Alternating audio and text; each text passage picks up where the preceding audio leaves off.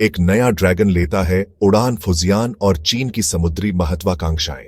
दुनिया ने देखा जब चीन ने जून 2022 में अपना तीसरा एयरक्राफ्ट कैरियर फौजियान लॉन्च किया। फौजियान चीन का पहला स्वदेशी रूप से डिजाइन्ड और बिल्ट कैरियर है जो उसकी नेवल प्रोवेस दिखाता है।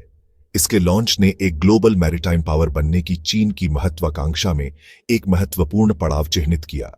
फौजियान पावर प्रोजेक्शन का एक शक्तिशाली साधन है जो इंडो पैसिफिक के स्ट्रेटेजिक लैंडस्केप को बदल रहा है। भारत के लिए फौजियान का आगमन उसके समुद्री पड़ोस में शक्ति संतुलन में बदलाव की याद दिलाता है। यह भारत के हितों की रक्षा के लिए एक मजबूत नेवल स्ट्रैटेजी की आवश्यकता को रेखांकित करता है। फौजियान का प्रवेश मौजूदा मैरीटाइम ऑर्डर को चुनौती देने के लिए चीन के दृढ़ संकल्प का संकेत देता है। यह चीन के बढ़ते कॉन्फिडेंस और महत्वाकांक्षा का एक शक्तिशाली प्रतीक है। भारत इस चुनौती का जवाब कैसे देता है, यह उसकी स्ट्रेटेजिक एक्यूमेन और संकल्प का टेस्ट होगा। ड्रैगन के पंजे फौजियान के शस्त्रागार को समझना। फौजियान एक टेक्नोलॉजिकल मार्वल है जो एडवांस्ड वेपनरी और सेंसर से लैस है। 80,000 टन से ज्यादा वजन का यह लंबाई में 300 मीटर से ज्यादा फैला है। इसके केंद्र में इसकी एयर विंग है जो 40 एयरक्राफ्ट को समायोजित करती है, जिसमें एडवांस्ड J-15T फाइटर जेट्स शामिल हैं। ये जेट्स कटिंग एज एवियोनिक्स और वेपनरी से लैस हैं। Fujian anti submarine warfare, search and rescue और परिवहन मिशंस के लिए हेलीकॉप्टर्स भी रखता है। इसकी डिफेंसिव कैपेबिलिटीज में surface to air missiles, close in weapon systems और इलेक्ट्रॉनिक काउंटर मेजर्स शामिल हैं। Integrated electric propulsion system carrier को 30 नॉट से ज्यादा की गति प्रदान करता है।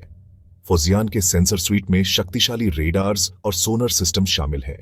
ये सिस्टम्स इसे लंबी दूरी पर दुश्मन के जहाजों और एयरक्राफ्ट का पता लगाने और उन्हें ट्रैक करने की अनुमति देते हैं। शक्ति का प्रदर्शन। चीन की समुद्री रणनीति में फौजियान की भूमिका। फौजियान एक तैरता हुआ किला है जो इंडो पैसिफिक में पावर प्रोजेक्ट करने की चीन की क्षमता को बढ़ाता है। चीन की स्ट्रैटेजी उसके कोस्टलाइन की सुरक्षा, सी लेन्स को सुरक्षित करने और क्षेत्रीय विवादों में प्रभाव का दावा करने पर केंद्रित है। फौजियान एक मोबाइल एयरबेस के रूप में कार्य करता है जो दक्षिण चीन सागर और उसके बाहर चीन के दावों को बल देता है। इसकी तैनाती तनाव बढ़ा सकती है और एक क्षेत्रीय आर्म्स रेस शुरू कर सकती है। भाग 4। भारत की चौखट पर ड्रैगन, नई दिल्ली के लिए रणनीतिक निहितार्थ। फौजियान का आगमन भारत की सुरक्षा और हिंद महासागर में उसकी स्थिति को चुनौती देता है। कैरियर की रेंज का मतलब है कि भारत के समुद्री तट अब चीनी नेवल एयर पावर की पहुंच के भीतर हैं। इसके लिए मैरीटाइम सिक्योरिटी के लिए अधिक इंटीग्रेटेड अप्रोच की आवश्यकता है। फौजियान की उपस्थिति भारत के एयरक्राफ्ट कैरियर प्रोग्राम के महत्व को रेखांकित करती है। भारत को अपने कैरियर प्रोग्राम में तेजी लानी चाहिए और एडवांस्ड कैरियर बेस्ड एयरक्राफ्ट और वेपनरी में निवेश करना चाहिए। मैरीटाइम डोमेन अवेयरनेस कैपेबिलिटीज को मजबूत करना भी महत्वपूर्ण है। भाग 5। एक कोर्स की रूपरेखा तैयार करना। फौजियान चुनौती पर भारत की प्रतिक्रिया।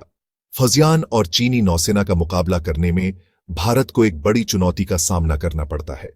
नई दिल्ली को अपनी नौसेना का आधुनिकीकरण करना चाहिए और एडवांस्ड वॉरशिप्स, सबमरीन्स और एयरक्राफ्ट में निवेश करना चाहिए।